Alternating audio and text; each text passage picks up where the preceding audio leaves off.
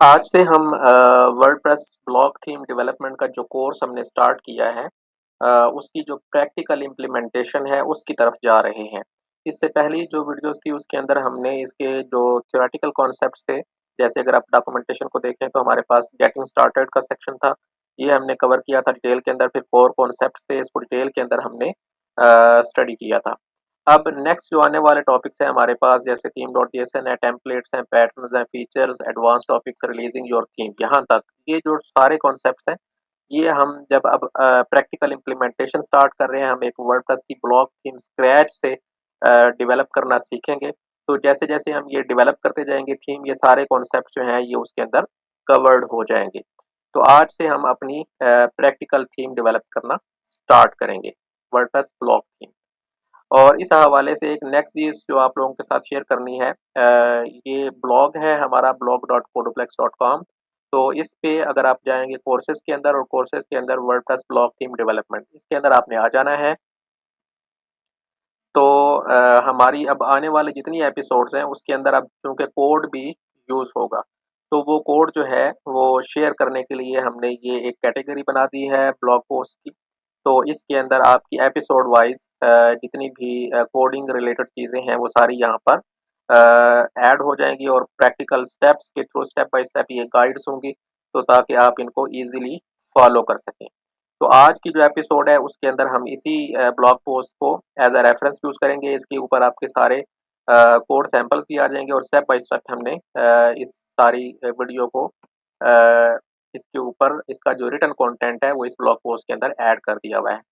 अब जो थीम हम डेवलप करने चाह रहे हैं ये बेसिकली ब्लॉक बेस्ड थीम होगी, और इसका नेम हमने रखा है वर्साना। ठीक है। और वर्साना मीन्स कि ये एक वर्सटाइल होगी थीम, जिसको आप मल्टीपल सिनेरियोज के अंदर यूज कर सकेंगे, जैसे ब्लॉग के लिए, ई कॉमर्स साइट्स के लिए, एंड सो ऑन। तो अब हमने थीम जब भी कोई डेवलप करनी होती है वर्डप्रेस के अंदर, तो सबसे पहला स्टेप ये होता है कि जहाँ पर भी आपकी वर्डप्रेस की साइट अवेलेबल है, जैसे हमारे केस में ये लोकल होस्ट जैम्प सर्वर हम यूज़ कर रहे हैं, तो उसके लिए हमारे सी ड्राइव के अंदर जैम्प का फ़ोल्डर होता है, एचटीडॉक्स के फ़ोल्डर के अंदर हमारी वो साइट अवेलेबल होती है। हमारी साइट का नाम है यहाँ पर WP-थीम, जो हमने डेमो साइट एक बनाई थी शुरू से जब हम इस कोर्स को स्टार्ट किया था। उसके अंदर फिर हमारा एक WP डैश कंटेंट का फ़ोल्डर होता है, और उसके अंदर थीम्स का फ़ोल्डर होता है। इस थीम्स के फ़ोल्डर के अंदर आपकी सारी वर्डप्रेस की थीम्स जो हैं वो अवेलेबल होती हैं, उसका कोड अवेलेबल होता है। तो हमने क्या करना है, इस थीम्स के फ़ोल्डर के अंदर सबसे पहले हमने एक फ़ोल्डर बनाना है, और उसका नेम रखना है वर्साना, या जो भी आप थीम का नेम रखना चाहें। ये मैं अपने केस में रख रहा हूँ, आप इसका कोई भी नेम और रख सकते हैं, क्योंकि ये हमारा पहला स्टेप है, इसको हम अभी करके देखते हैं। तो हम अपने कोड एडिटर एडिटर के अंदर आ जाएँगे, और यहाँ पर आपने अपनी उस वर्डप्रेस का जो इंस्टॉलेशन है, उसका फ़ोल्डर आपने ओपन कर लेना है। इसको कैसे आपने करना है, यहाँ से अगर आप फाइल में जाएँगे और ओपन फ़ोल्डर कर लेना है आपने। तो अब जो भी आप लोकल होस्ट के लिए सर्वर यूज़ कर रहे हैं, उस केस में आपका डिफरेंट सिनेरियो हो सकता है। ज़ैम्प के केस में आपका ये सी ड्राइव के अंदर ज़ैम्प का फ़ोल्डर होता है, और इस ज़ैम्प के फ़ोल्डर के अंदर अ, सी ड्राइव के अंदर आपका ज़ैम्प का फ़ोल्डर होता है, और इस ज़ैम्प के फ़ोल्डर के अंदर एचडॉक्स का फ़ोल्डर होता है, और उसके अंदर आपकी सारी साइट्स अवेलेबल होती हैं। तो यहाँ पर हमने थीम के डेमो के लिए ये एक फ़ोल्डर बनाया था, WP-थीम के नेम से हमने वर्डप्रेस इंस्टॉल किया था। इसको आपने सेलेक्ट कर लेना है। तो यही फ़ोल्डर मैंने ऑलरेडी यहाँ पर ओपन किया हुआ है। अब आपकी जो थीम्स हैं वो WP-कंटेंट के फ़ोल्डर के अंदर, थीम्स के फ़ोल्डर के अंदर होती हैं। तो ये कुछ थीम्स हैं जो ऑलरेडी इसके अंदर हमने स्टार्ट में ये 2 थीम्स बनाना सीखी थी, डेमो-थीम, कोडो-थीम। इसको आप स्किप भी कर सकते हैं। अभी हम, जैसे मैंने पहले डिस्कस किया, बिल्कुल स्क्रैच से एक थीम जो है वो डेवलप करना सीखेंगे। पहला स्टेप हमारा ये था कि हमने इस थीम्स के फ़ोल्डर के अंदर एक नया फ़ोल्डर बनाना है, और इसका मैंने नेम रख देना है जो भी आप थीम का नेम रखना चाहते हैं। तो मैंने इसका नेम रख दिया वर्साना, एंटर कर देंगे। अब ये हमारी थीम का जो फ़ोल्डर है वो क्रिएट हो चुका है। पहला स्टेप हमने कंप्लीट कर लिया है। अब नेक्स्ट हमने क्या करना है, सबसे पहली जो इम्पोर्टेंट चीज़ है, जो पहली इम्पोर्टेंट फाइल होती है किसी भी वर्डप्रेस थीम के अंदर, वो आपकी style dot C S S की फाइल होती है, जिसके अंदर आपकी उस थीम से रिलेटेड जितनी भी मेटा इन्फॉर्मेशन है वो आप इस कमेंट ब्लॉक के थ्रू ऐड करते हैं। तो सबसे पहले हम क्या करेंगे, सिंपली हम इस कोड को कॉपी कर लेंगे जो हमने style.css के अंदर ऐड करना है, कंट्रोल सी।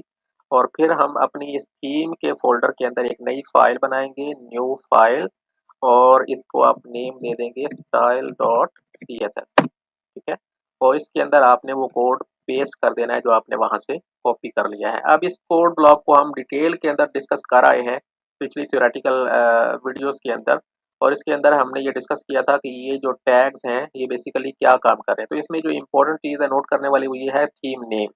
थीम नेम आपका होगा जो भी आपको जब आप वर्डप्रेस के डैशबोर्ड के अंदर अपीयरेंस के अंदर थीम्स के अंदर जाएँगे, तो ये वाला वो नेम होता है जो आपको वहाँ पर शो होता है, ठीक है? तो ये आप इसमें ऐड कर सकते हैं।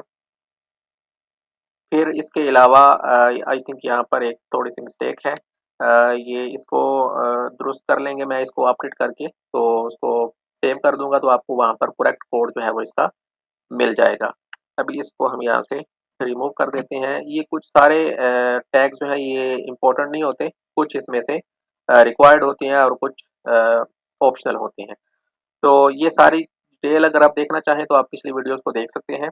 तो ये कोड हमने इसमें ऐड कर दिया, और इसमें ये सारे टैग्स भी ऐड कर दिए, टेक्स्ट डोमेन भी, और इसको आपने सेव कर देना। तो ये हमारी पहली फ़ाइल है जो हमने ऐड कर दी है।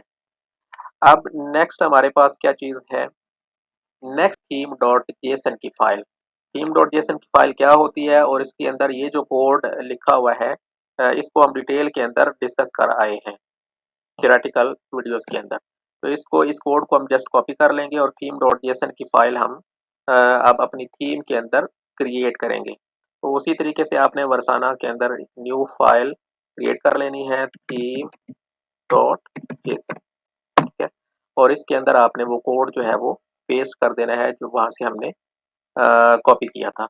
अब इसके अंदर बेसिक जो आपके सेक्शंस होती हैं, सेटिंग्स का सेक्शन है, उसके अंदर कलर्स की सेटिंग, स्पेसिंग, टाइपोग्राफी, इसके अलावा और भी सेटिंग्स होती हैं जो हम इसके अंदर ऐड करते हैं। ये डिटेल के अंदर हम डिस्कस कर आए हैं, थीम डॉट जेएसएन की एक पूरी वीडियो हमने डिटेल के अंदर इसके सारी सेक्शंस को डिस्कस किया था। और जैसे-जैसे हम इस थीम को डेवलप करते जाएँगे, वैसे-वैसे ये चीज़ें जो हैं ये आप सीखते जाएँगे कि इनको किस तरीके से हमने इम्प्लीमेंट करना है। अब ये हमने 3 स्टेप्स कर लिए हैं। अब नेक्स्ट हमारे पास है कि हमने अपनी थीम के लिए एक स्क्रीनशॉट डॉट पीएनजी की फ़ाइल जो है वो जनरेट करनी है। ये आप इज़िली अपनी जो भी थीम आप डिज़ाइन कर रहे हैं उसके लिए आप स्क्रीनशॉट की फ़ाइल जो है इमेज वो जनरेट कर सकते हैं। इसकी रेज़ोल्यूशन 1200 पिक्सल बाय 900 पिक्सल होनी चाहिए। इसको आप चैटजीपीटी या सोरा के थ्रू आप इसको इज़िली डिज़ाइन कर सकते हैं। मैंने ऑलरेडी इसके लिए एक पीएनजी फाइल जो है वो जनरेट करवा के रखी हुई है। ये आप देख सकते हैं इसकी डायमेंशंस भी। इसको मैं कॉपी कर लूँगा और इसको मैंने ऐड कर देना है अपनी थीम के फ़ोल्डर के अंदर। तो उसी तरीके से सी ज़ैम्प फ़ोल्डर और एचडॉक्स, और उसके अंदर फिर हमारी जो इंस्टॉलेशन है वर्डप्रेस की थीम के लिए वो डब्ल्यूपी डैश थीम है, इसके अंदर आप जाएँगे। डब्ल्यूपी डैश कंटेंट और थीम्स के अंदर हमने ये वाला वो फ़ोल्डर है जो अभी क्रिएट किया है। इसके अंदर आपने आ जाना है और यहाँ पर आपने इसको पेस्ट कर देना है। तो ये हमारी स्क्रीनशॉट जो है ये कहाँ पर शो होता है, जैसे ही आप वर्डप्रेस की इंस्टॉलेशन के अंदर अपीयरेंस और थीम्स के अंदर जाएँगे, तो जहाँ पर आपकी वो थीम नई शो हो रही होगी, तो वहाँ पर ये स्क्रीनशॉट जो है ये डिस्प्ले होता है। अब नेक्स्ट स्क्रीनशॉट ऐड करने के बाद जो एक लास्ट स्टेप हमारा रह गया है वो ये है, एक और रिक्वायर्ड फाइल होती है जो वर्डप्रेस ब्लॉक थीम के अंदर ज़रूरी होती है, जिसके बगैर जो है वर्डप्रेस आपकी ब्लॉक थीम को प्रॉपरली रिकॉग्नाइज नहीं करता। वो आपकी index dot H T M L की फाइल होती है। जो क्लासिक थीम्स होती थी उनके अंदर हम index dot P H P की फाइल जनरेट करते थे, लेकिन ब्लॉक थीम के अंदर आपने अपनी थीम के अंदर एक टेम्पलेट्स का फ़ोल्डर बनाना है और उसके अंदर कम से कम आपकी एक ये वाली फ़ाइल index.html की फ़ाइल जो है ये क्रिएट होनी चाहिए। तो सबसे पहले हम अपनी थीम के अंदर ये टेम्पलेट्स का फ़ोल्डर क्रिएट करेंगे, वर्साना न्यू फ़ोल्डर के अंदर जाएँगे और यहाँ पर हम ये फ़ोल्डर क्रिएट कर लेते हैं टेम्पलेट्स के नेम से, एंटर कर देंगे। अब इस टेम्पलेट्स के फ़ोल्डर के अंदर हमने सिंपली वो index.html की फ़ाइल जो है वो क्रिएट कर लेनी है। तो ये एक सिंपल फाइल है जो रिक्वायर्ड होती है और इसके अंदर आप कोड जो है वो कुछ भी, अभी डेमो के लिए आप एक सिंपल पैराग्राफ भी ऐड कर सकते हैं। जैसे यहाँ पर इसने ये सिंपल एक पैराग्राफ लिखा हुआ है, इसी को हम कॉपी कर लेते हैं कोड को और इसको हम अपनी index.html की फाइल के अंदर जस्ट डेमो पर्पसेस के लिए ऐड कर देते हैं। तो यहाँ तक करने के बाद अभी हमारा जो फ़ोल्डर स्ट्रक्चर है, अगर आपकी थीम के अंदर आप देखें तो वो कुछ इस तरीके से होगा। आपकी वर्साना के नेम से एक फ़ोल्डर होगा मेन, जो आपकी थीम का फ़ोल्डर होगा। उसके अंदर आपकी style.css की फाइल होगी जो हमने सबसे पहले ऐड की। फिर theme.json की एक ऑप्शनल फाइल है जो हमने ऐड की है, और इसके अलावा हमारी screenshot.png जो हमारी थीम का एक स्क्रीनशॉट होगा वो आपने ऐड कर देना है। फिर टेम्पलेट्स का फ़ोल्डर है जो अभी हमने क्रिएट किया है, टेम्पलेट्स का फ़ोल्डर है, और उसके अंदर index.html है जिसके अंदर हमने एक सिंपल पैराग्राफ ऐड किया है। तो ये आपकी मिनिमम रिक्वायर्ड फाइल्स होती हैं। इसमें से theme.json ऑप्शनल है, screenshot.png भी ऑप्शनल है, style.css रिक्वायर्ड फाइल है, और टेम्पलेट्स के फोल्डर के अंदर index.html फाइल जो है ये रिक्वायर्ड है। तो ये बेयर मिनिमम फाइल्स हैं और इमेजेस हैं जो आप अपनी थीम के अंदर स्टार्ट पे ऐड कर सकते हैं। अभी हम हमारी जो थीम है ये वर्डप्रेस इसको रिकॉग्नाइज करेगा और हम इसको प्रॉपर्ली एक्टिवेट भी कर सकते हैं। तो ये हम अभी करके देखेंगे। थीम्स के अंदर आप आएंगे, अपने वर्डप्रेस डैशबोर्ड के अंदर अपीयरेंस और थीम्स के अंदर आप आ जाएं, और इसको अगर हम रिफ्रेश करें तो अभी हमें वो हमारी जो थीम है जो अभी हमने ऐड की है वर्साना के नाम से, वो यहाँ पर शो होनी चाहिए और उसका स्क्रीनशॉट भी शो होना चाहिए, और फिर हम उसको एक्टिवेट कर सकते हैं। तो आप ये यहाँ पर आप देखें, ये हमारी वो थीम है जो अभी हमने ऐड की है। इसकी आप सारी डिटेल्स को देख सकते हैं, वर्जन, ऑथर और उसकी डिस्क्रिप्शन और उसके टैग्स वगैरह आप देख सकते हैं। ये सारी इन्फॉर्मेशन ये कहाँ से पुल कर रहा है, ये जो हमने अपनी style.css की फाइल के अंदर ये इन्फॉर्मेशन डिफाइन की हुई है, ये वहां से पुल कर रहा है। आप इसको एडिट करके दोबारा उसको रिफ्रेश करके देख सकते हैं, आपकी इन्फॉर्मेशन वहां पर अपडेट हो जाएगी। और ये हमारी वो screenshot.png है जो यहाँ पर शो हो रही है। अब हम इसको यहाँ से एक्टिवेट कर सकते हैं, तो इसको हम एक्टिवेट कर देते हैं थीम को। तो थीम हमारी जो है ये एक्टिवेट हो चुकी है। अभी थीम के अंदर हमने एक ही टेम्पलेट की फाइल index.html ऐड की थी जिसके अंदर हमने जस्ट डेमो के लिए एक पैराग्राफ ऐड किया था। तो इसको अगर हम अपनी साइट को अभी विजिट करेंगे तो अभी जस्ट आपको वो पैराग्राफ शो होगा, बाकी आपको कोई चीज़ जो है वो शो नहीं होगी। तो ये एक्सपेक्टेड बिहेवियर है, क्योंकि अभी हमने हमारी थीम के अंदर जस्ट हमने एक ही HTML की फाइल ऐड किया और उसके अंदर ये वाला डेमो टेक्स्ट जो है ये हमने ऐड की है। आगे आने वाली वीडियोस के अंदर फिर हम इसी थीम को आगे नेक्स्ट एक्सटेंड करते जाएंगे और उसके अंदर नए नए फीचर्स जो है वो ऐड करते जाएंगे। तो जैसे जैसे हम नए फीचर्स ऐड करेंगे तो आपके कॉन्सेप्ट्स भी क्लियर होते जाएंगे और आप सारी जो ब्लॉक थीम डेवलपमेंट का प्रोसेस है वो अच्छे तरीके से अंडरस्टैंड कर लेंगे। नेक्स्ट वीडियो के अंदर हम थीम डॉट जेसन के अंदर मजीद चीज़ों को देखेंगे कि उसके थ्रू हम कलर पैलेट्स जो है अपनी थीम के लिए कैसे डिफाइन कर सकते हैं, टाइपोग्राफिक चेंजेस कैसे कर सकते हैं, एंड सो ऑन। बाकी जो चीज़ें थीम डॉट जेसन से रिलेटेड है वो हम नेक्स्ट वीडियो के अंदर प्रैक्टिकली इसको करके देखेंगे।